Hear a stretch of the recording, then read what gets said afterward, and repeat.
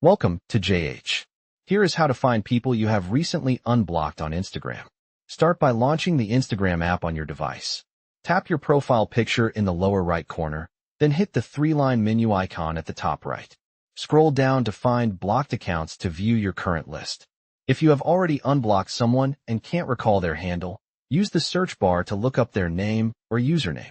Once you locate their profile, you can follow them and resume interacting. If you need a more detailed history of your activity, navigate to the Account Center within your Settings menu. Scroll down to your Information and Permissions and choose Download your information. Select Download or Transfer Information. Pick your Instagram account and press Next. Opt for Some of your information. Then scroll to select Followers and Following. Tap Next and choose Download to Device. Set a date range that fits your needs and click Create Files. In about 5 to 20 minutes, your file will be ready.